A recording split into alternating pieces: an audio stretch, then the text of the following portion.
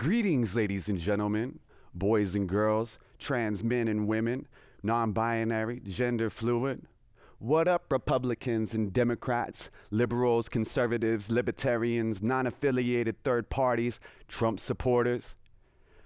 What's really good, Christians, Catholics, Muslims, Mormons, Jews, bigots, pagans, Scientologists? How you do, pro-lifers, women's rights activists, environmentalists, climate change deniers, and all of y'all from pro-guns to no guns. A shout out to all our people, and a big fat shout out to all my favorite colors, no matter which corner of this planet you immigrated to this great country from. In short, hello America. How you doing? Now, a lot has happened here in the years since the birth of the 21st century. Some turns for the worst, others for the better, but let us never, ever forget that we are in this together. By every measure of the word homeostasis, we are all affected by the changes in and outside of our grasp. One needs only to ask what they can do for their country to see the impact that an individual can have on a community. And truthfully, I don't know if that's a good or a bad thing, but I do know that's part of the dream that lends hope to the disenfranchised. And I know that's part of what makes America great, pre and post MAGA hat era.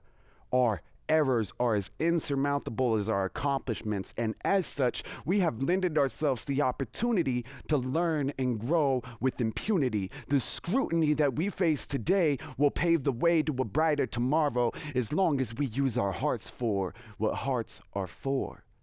Thanks, Brother Ali. To seek the light within ourselves as well as the light within others. Fathers, mothers, sisters, brothers, the world watched in horror as a man's breath was stolen without reason. And we stand alongside his community and family's grief because we believe in accountability, equality, freedom, and we ain't leaving anytime soon. We are here to make room for empathy in these great times of apathy that seek to nullify our sympathy simply because we could all be George Floyd one day. Breonna Taylor could have been your savior. Elijah McClain could have been a dad. And Matthew Shepard could have lived a life worth living. And the list just goes on and on and on. If riots are truly the voice of the unheard, then isn't it about time that we listen to the words written on the walls all around us? 2020 found us with our pants down. As mainstream and social media bias spread like a virus, sought to divide us as a few privileged, pious, spaded patriots screamed out they were being silenced, we, the real people, decided that violence was not the answer. All the while, COVID shutdowns spread like cancer. And it was business as usual. The rich got richer. The poor got more poor, but unlike before, we saw our neighbors as more than just strangers, and we used our hearts for what hearts are for. We started to feed the hungry, lend a hand to the downtrodden. Our division started to dissolve in the face of a problem that showed promise. There for a second, we treated each other equally, and may that never be forgotten.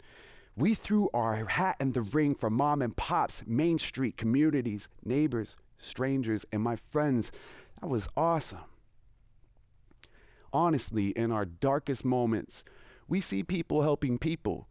We see them other knuckleheads too. We are many, they are few. More often, we see people helping people. It doesn't take a Sarah McLachlan to bring attention to our depression. I just find it kind of funny.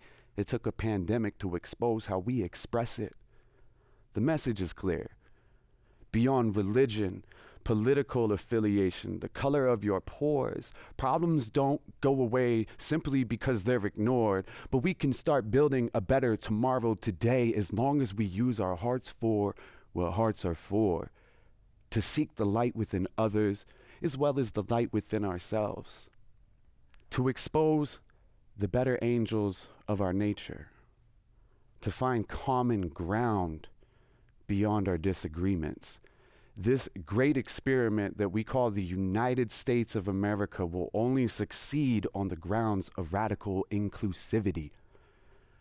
The strength to accept our differences, the courage to heal those who would otherwise seek to destroy us. Our voices will be heard. Our message will not be forgotten. And as long as our language is love, our dream will never die. Peace.